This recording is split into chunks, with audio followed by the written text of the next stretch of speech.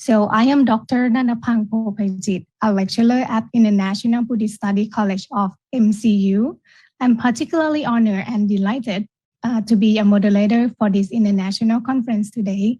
It is indeed a very special privilege and pleasure to welcome all of you on behalf of the Director of International Buddhist Study College of MCU and Dongguk University as organizers and hosts of this international conference. It is the most auspicious occasion that chairpersons of both International Buddhist Studies College of MCU and Dongguk University collaborate with International Conference as hosting partners. And we organize the International Conference on the Buddhist narrative in East Asia and Southeast Asia with three main objectives. So please let me address the objectives of today's conference. First, to promote the activities and the activities that improve the academic performance of both universities. Second, to disseminate the teaching of both Mahayana and Theravada Buddhism to the students at both universities to promote the Buddhist unity and make a global impact for the good and for those who are interested around the world. And on top of that, to implement the MOU of both universities to collaborate at both organizational level and personnel level that beneficially affects the faculty members, lecturers, students, and staff. So at the moment, there are, let me please check, approximately 116 international participants who are joining the online conference. So in the conference, each presenter will have about 15 minutes to present their work. So the participant can prepare your question and we are going to hold your question and ask each presenter at the end of that presentation.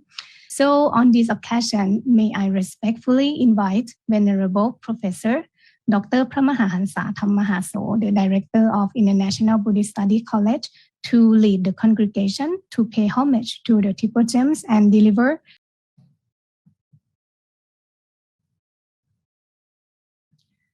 Arahang Samma Sambuddho Bhagava Buddhang Bhagavantang Abhivademi Savakato Bhagavata Dhammo Dhammang Namasami Supatipanno Bhagavato Savaka Sangho Sanghang Namami Namo Tassa Bhagavato Arahato Samma Sambuddhassa Namo Tassa Bhagavato Arahato Samma Sambuddhassa Namo Tassa Bhagavato Arahato Samma Sambuddhassa. And today, we also feel honored and privileged to have Professor Dr. Hwang Sunil, the Dean of the College of Buddhism from Dongguk University. Please let me take just a few moments to briefly introduce his biography. So Dr. Hwang Sunil is a professor in the College of Buddhism in Dongguk University in Seoul, South Korea.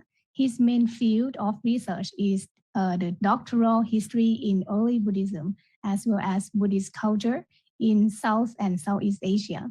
He received his PhD from Oxford University concerning the doctoral history of Nirvana in India Buddhism. He has been visiting professor at AI Farabikasa National University, Chulalongkorn University, Saitama University. His publication includes Metaphor and Literalism in Buddhism, Sermon of 100 Days, and Advance of Theravada Buddhism into Southeast Asia. He was awarded with many academic awards, and he is a former Dean of Academic Affairs and Director in EBTI and Culture Content in Dongguk University, and is currently working as the Dean of College of Buddhism at the Dongguk University. You can subscribe him on YouTube channel as well, and his YouTube channel name is Minute Buddhism, right? So next, I would like to invite Professor Dr. Huang Sunil, the Dean of College of Buddhism at Dongguk University, to present his work on the Dana perfection in the Vessantara Jataka and the awakening of the Buddha. Please welcome him. Thank you very much. Thank you for the kind introduction. And I'm very honored to be able to give a talk, especially together with the IBSC, mainly because, IBSC is International College in MCU, Mahachulalongkorn Raja Vidyalaya, in Thailand. And this is one of the biggest, Buddhist university in Thailand. And in Korea, Dongguk University, founded by Korean Buddhist Joge order, and the Joge order cover around 80% of Korean Buddhists. So I usually say Dongguk is one of the biggest university, especially Buddhist university in South Korea. So working together in between IBSC and College of Buddhism is truly making a kind of international synthesis between, Theravada Buddhism or East Asian Buddhism, between, Vipassana meditation together with the Zen meditation, between, Mahayana Buddhism together with the mainstream Southeast Asian Buddhism. So I think between the two universities, we can do a lot together, a lot together. So nowadays many people think of Buddhism a kind of way saying, Tibetan Buddhism different, Southern Buddhism different, East Asian Buddhism different, Korean Buddhists say Japanese Buddhism different from us. Everyone says they are different. We are identical. We are unique. But in terms of the teaching of the Buddha, all the different kind of Buddhism are actually the same, and we should realize that Buddhists in Asia should realize that Buddhist element penetrate all the countries in the Asia, and the Buddhism could be the only religion which can link the people in each Asian country together. So Buddhism can truly make a kind of harmonious unity among the Asian people, and many people can join in terms of Buddhism. So Buddhism, if we can do this kind of work together, again and again, and I think Buddhism can actually make, can contribute to establish true world peace, which can be leading to the true happiness of all living beings on Earth and as well as the universe. I usually talk about it. So I'm very happy, and I always think the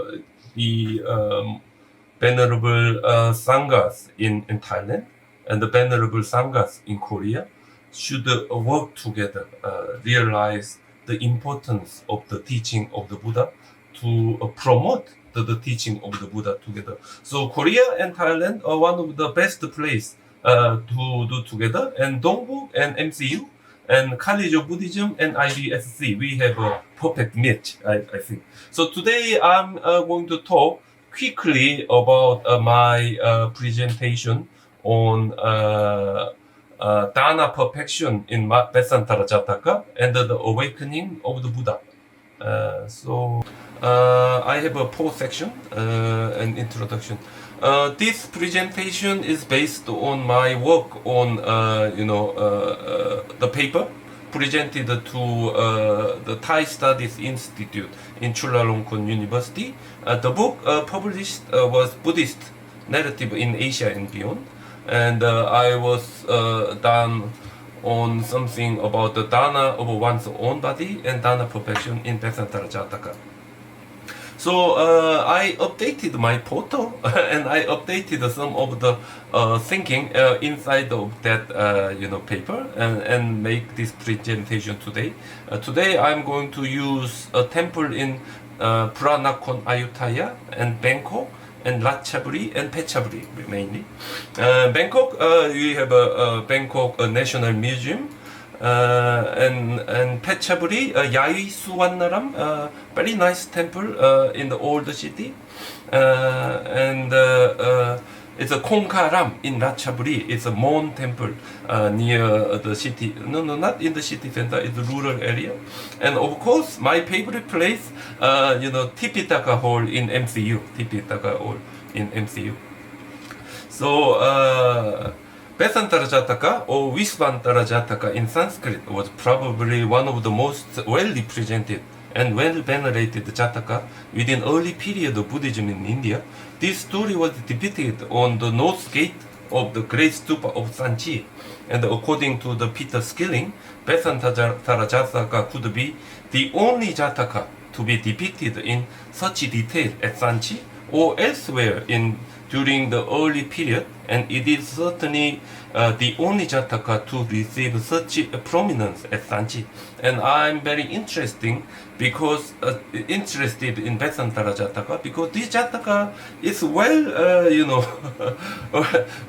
most of Thai people, most of people from Laos and Cambodia, they all knew about the Vessantara, so popular.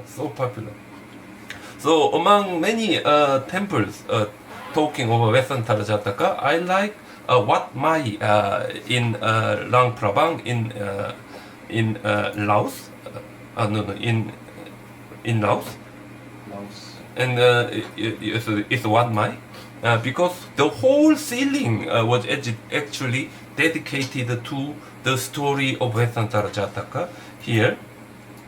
And I think many audience already knew about Vessantara Jataka, so I'm going into detail. But as you can see, the former Buddha, the Prince Vessantara, actually offer white elephant to the 7 Brahmins.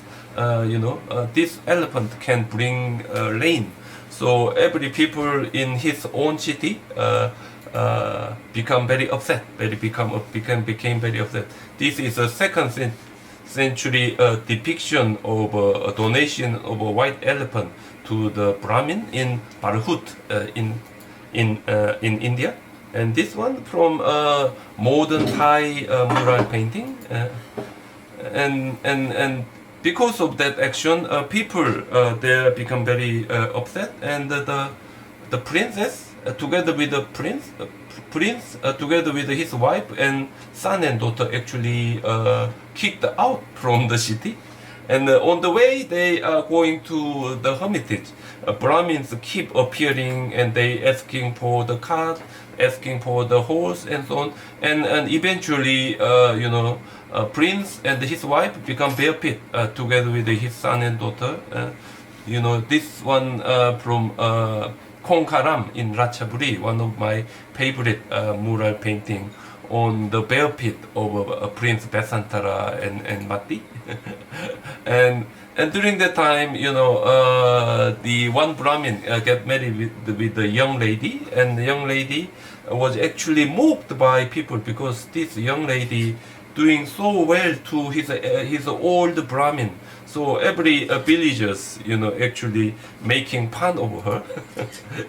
This is very nice Thai mural painting depicting that kind of actions from the villagers.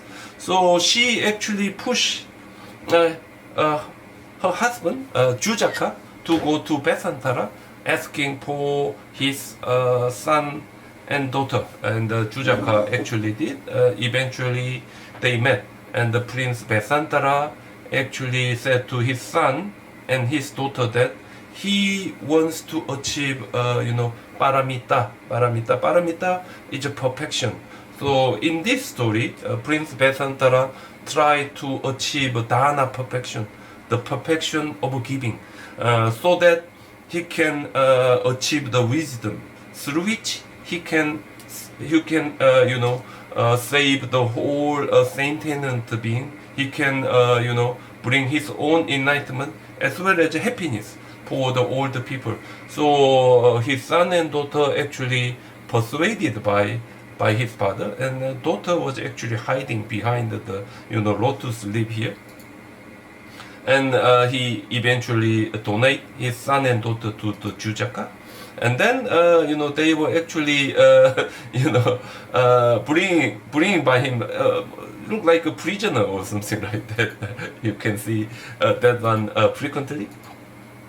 And then at the moment, God Indra tried to test the determination of the Prince Vessantara by showing his appearance as a Brahmin and asking for his wife, and the Vessantara donate his wife.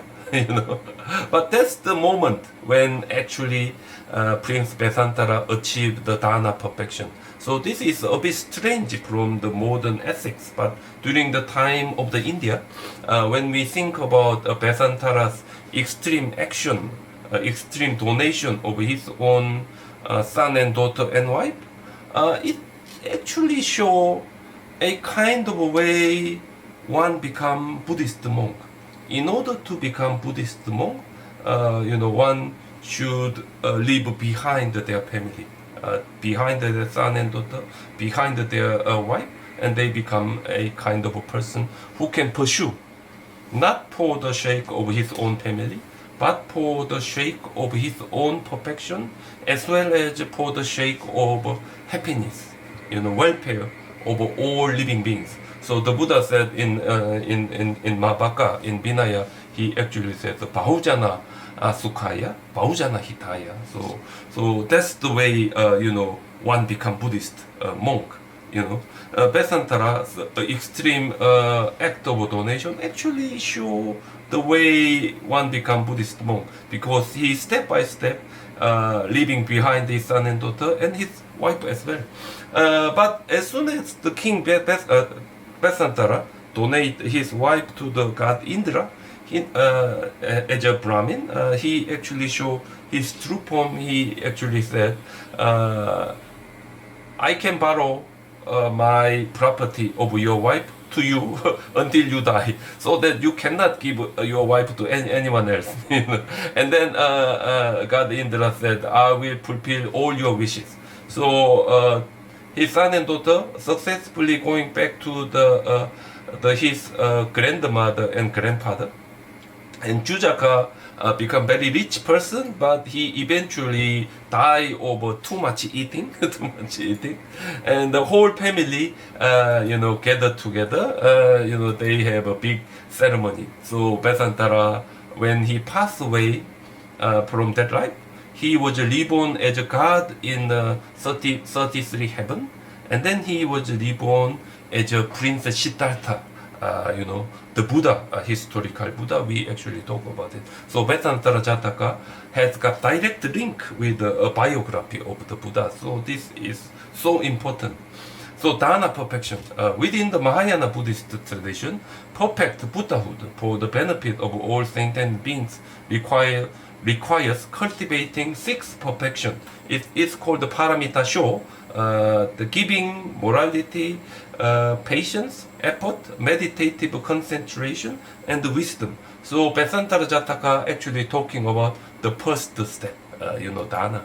In Korea, we usually said just the one step to go to the goal, we already achieve 50% of our way to the goal. So the first step is so important. So dana perfection is among the most important thing, not only within Southeast Asian Buddhism, but also among the East Asian Buddhism, Mahayana Buddhism as well.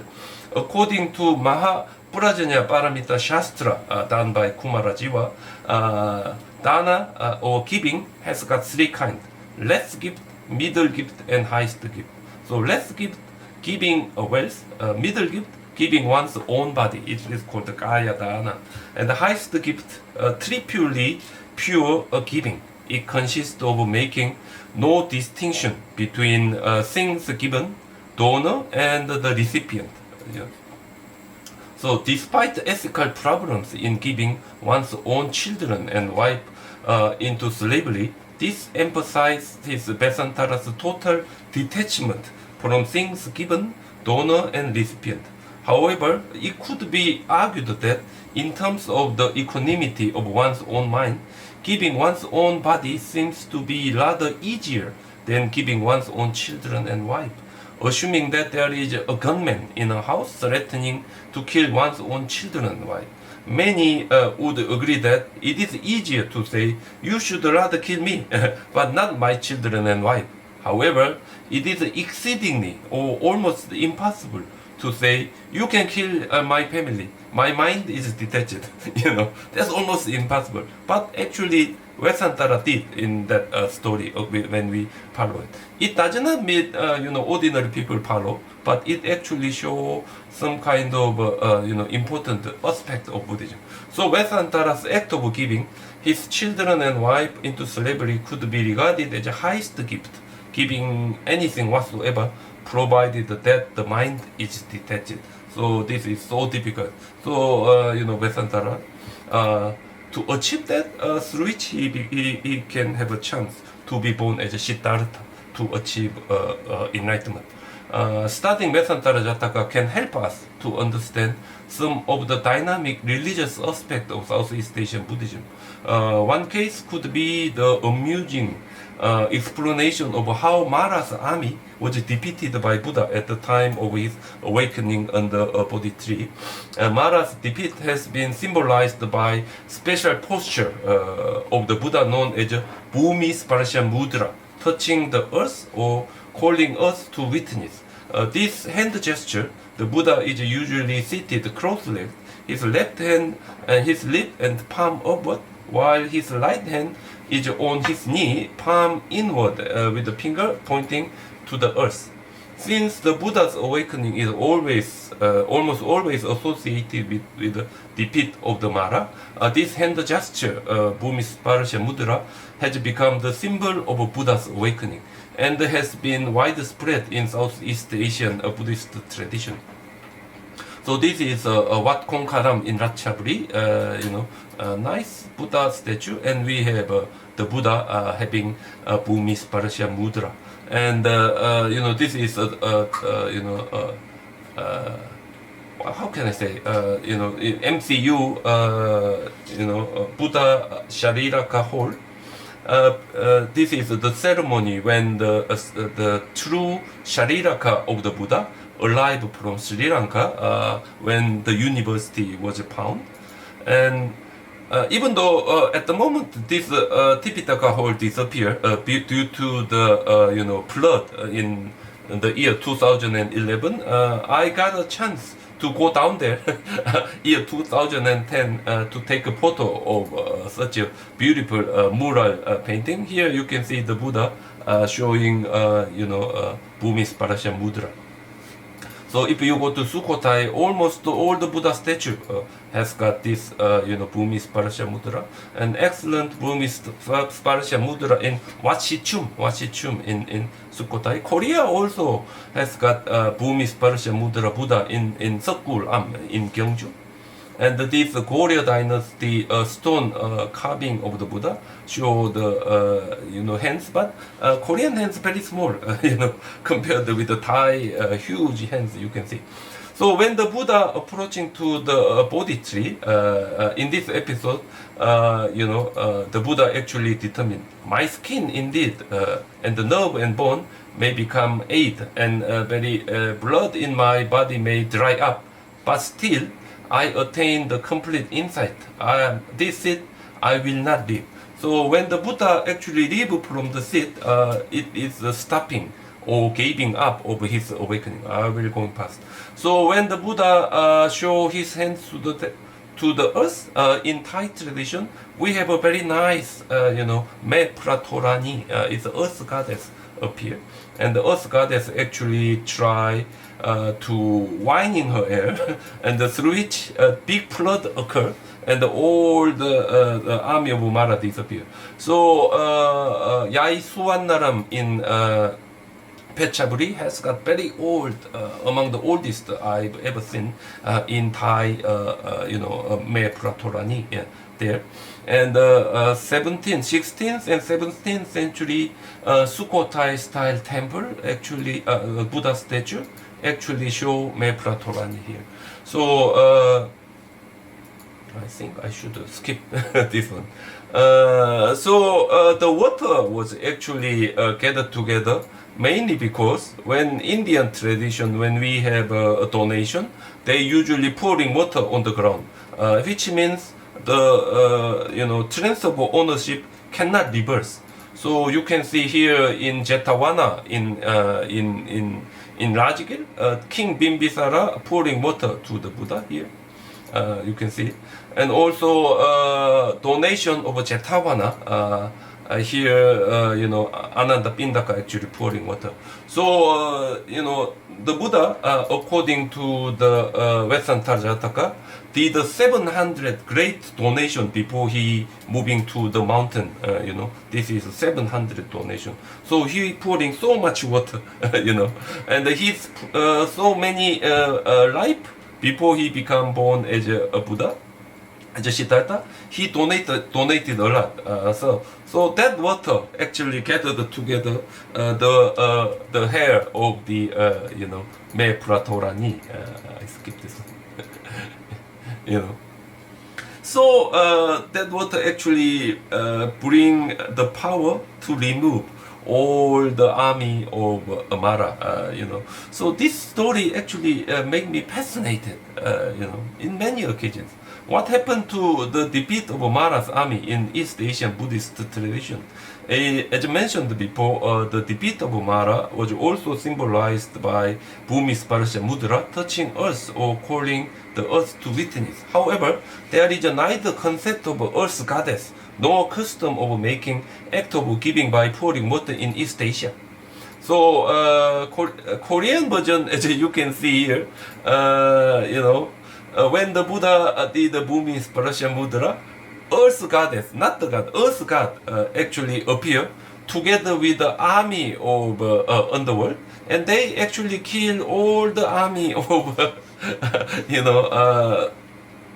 of Mara. So you can see here the head cut, body was cut, and the army of underworld and appear, and they destroy army of Mara. So the awakening of Buddha, according to East Asian tradition, a kind of a bloody war, outcome of a bloody war. So that is why I like East Asian version, Southeast Asian version.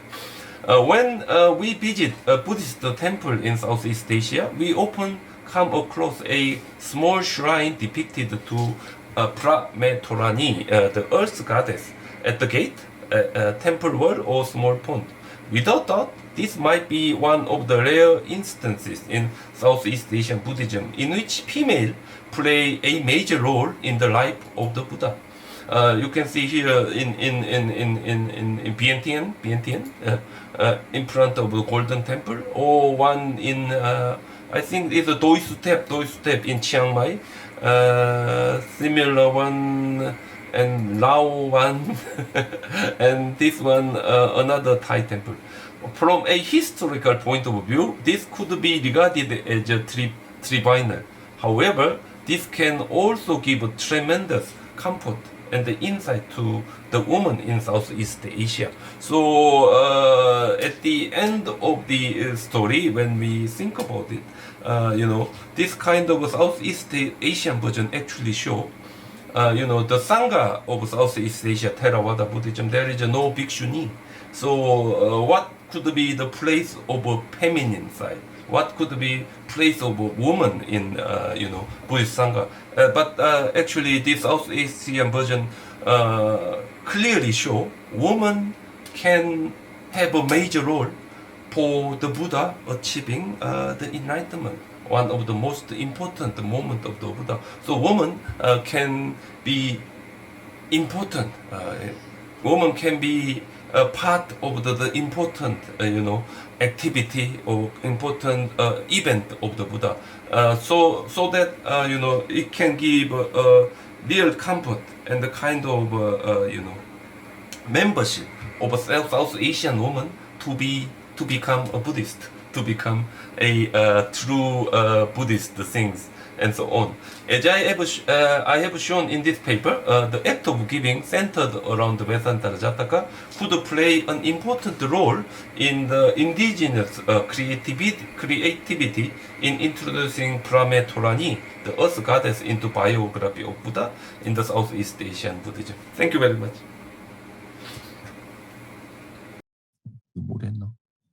Okay, thank you very much, Professor Dr. Huang Sun-Niu.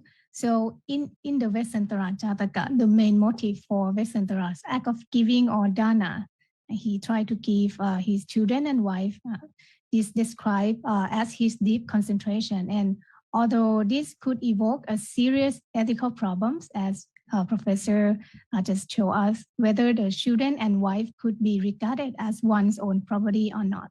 So Professor Dr. Huang Sun-Niu attempted to show us how his extreme act of giving could be defended and justified, and also the link between Vessantara Jataka and the awakening of the Buddhas in his life story. So at this time, we would like to move on to Q&A. Just to remind everyone, this is being recorded, and you can either ask question by tapping the hand icon to raise your hand for a question, or you can type your question in the chat, and then we will read it. So please feel free for now to ask your question.